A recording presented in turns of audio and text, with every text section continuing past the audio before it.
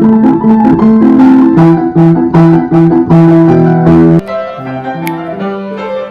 est au Carré du Palais, à Avignon, on s'éclate.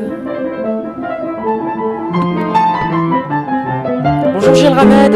Ah, salut. Excuse-moi, je te serre pas la main parce que j'ai du piano. Je comprends. Ça va? Ouais, ça va bien, j'ai un piano, donc tout va bien, hein. C'est magnifique. Malheureusement, c'est pas de moi, hein. C'est vrai. C'est de Mozart. Mais c'est bien, hein, de trouver des... Ça s'appelle comment? C'est la marche turque de Mozart. Voilà. Quel bel accent. Bah oui, j'ai l'accent mozartien.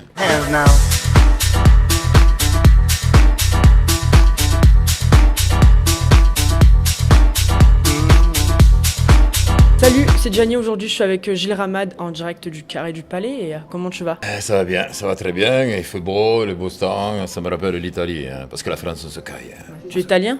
Je suis italien. Est-ce que tu peux nous dire qui est Francesco Dalbi? Oui, Francesco Dalbi, parce qu'en fait, dans mon spectacle, je suis pas un vrai italien, hein, ça s'entend un petit peu. Hein. Enfin, disons que je suis un petit peu comme une sorte de... Des fois, je suis italien, des fois, je suis pas italien.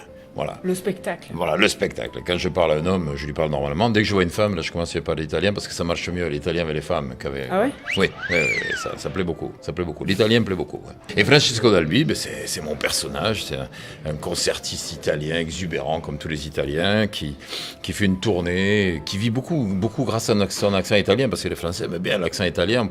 On trouve toujours que quelqu'un qui a un accent, c'est mieux.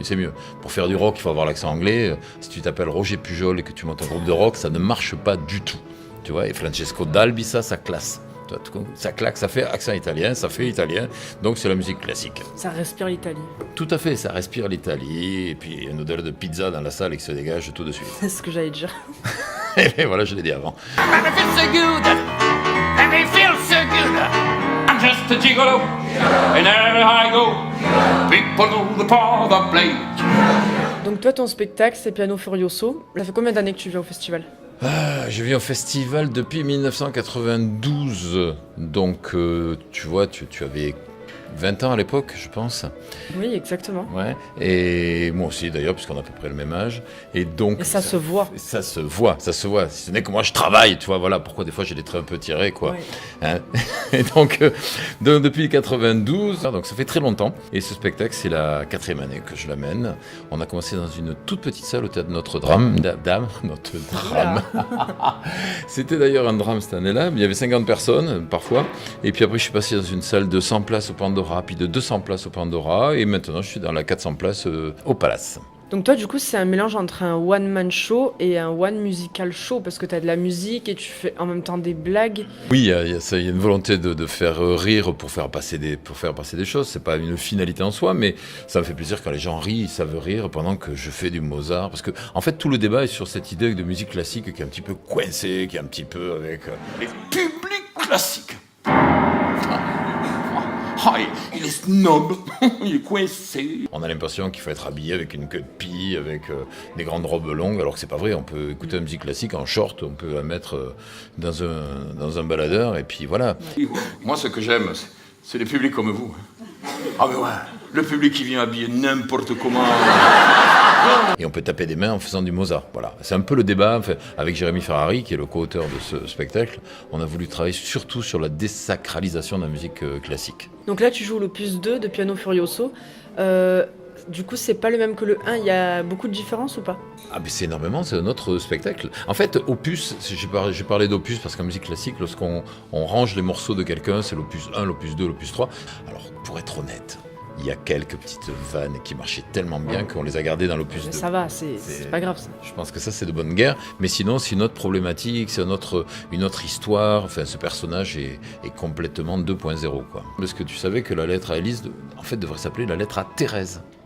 Bah, en ayant vu ton spectacle, du coup, oui. Ouais, mais avant, non. Voilà, tout ce que je raconte est vrai. Tout ce que je raconte des anecdotes, évidemment, un peu outrancières, parce que sinon, ça n'intéresse personne. C'est du spectacle. Comment tu qualifierais ta relation avec ton piano? Déjà, est-ce qu'il a un prénom? Est-ce que tu lui as donné un prénom? Non, je suis resté normal, quand même. Je sais pas, on sait jamais, hein. Non, ou alors Jean-Claude. Des fois, je l'appelle Jean-Claude. Tu vois. J'aime bien, parce que ça dépend lesquels en fait, je joue pas toujours sur le même piano. En ce moment, au Palace, il s'appelle Jean-Claude. Ouais. Ok. Ouais, parce qu'il est petit, trapu, noir. J'avais un copain qui était comme ça, il s'appelait Jean-Claude. Eh ben, on embrasse Jean-Claude. Vraiment, moi j'ai un piano parce que j'aime faire de la musique. Passer une journée sans toucher un piano, ça me manque. Voilà, comme ça, c'est vrai qu'on est un peu addict au bout d'un moment parce que voilà, c'est comme ceux qui ont besoin d'aller faire leur footing le matin, quoi. En fait, je pense que je crois que j'aurais du mal à vivre dans un appartement ou une maison où il n'y avait pas un piano, quoi. Voilà ma relation. C'est un besoin, on va dire, un petit peu physique, ouais, qui est là-dedans. Bah, très belle relation avec Jean-Claude. Est-ce que tu as une préférence entre l'humour ou la musique? Non, j'ai pas de préférence. Je crois que l'humour, je crois que l'humour, d'abord, c'est le langage des timides. Je crois que c'est les gens qui savent pas trop qui ont peur d'être mal reçus, d'être mal s'exprimer. Je pense que l'humour, c'est quelque chose qui est dirigé vers l'autre. Alors que la musique, c'est quelque chose qui irradie de nous-mêmes. Je pense que c'est pas. J'essaye pas de faire de la musique. Alors que des fois, j'essaie de faire de l'humour. Que penses-tu des publicités Findus et Decathlon? Mais qu'est-ce que je pense des publicités? D'abord, je ne vais jamais chez Decathlon parce que je déteste le sport. Je pense qu'on ne vit que vieux que si on ne fait pas de sport. Il faut se ménager, hein. Franchement, il ne faut pas faire de sport, ça ne sert à rien. Et Findus, oui, j'aime bien Findus. Juste une petite parenthèse, c'est joli vos partitions là, mais elles sont à l'envers, je vous le dis juste. Donc voilà, c'est juste comme ça. Sinon, ça ne va pas faire la même... voilà. Alors, qu'est-ce que je pense de Findus Decathlon? Juste pour expliquer quelque chose, c'est que lorsqu'on fait du piano, on fait des gammes. Je ne sais pas si vous avez déjà eu un voisin qui faisait des gammes. Non, et heureusement. C'est très très chiant. Et en fait, quand on écoute la gamme, ça fait... Voilà. Et Findus, il a fait... Voilà, ce qui est un petit peu la même chose quand même. Il s'est pas cassé, hein.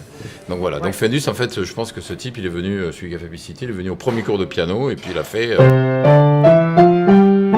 C'est bon, j'ai compris, merci, au revoir. Parce que Decathlon, par contre, j'ai beaucoup d'estime, hein. Quand même, il a fait... À côté, c'est un génie.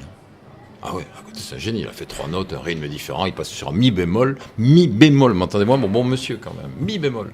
Donc c'est un génie. Moi, j'ai beaucoup... De grands pianistes. Ah ouais, travailler Decathlon, hein. La 3e sonate de Decathlon, c'est magnifique, hein. Ça fait ça.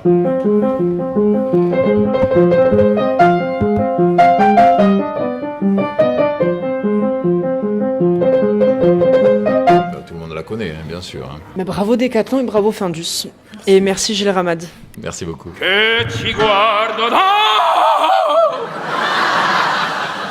Au bout d'un moment, j'en faisais trop. Vous avez compris le principe?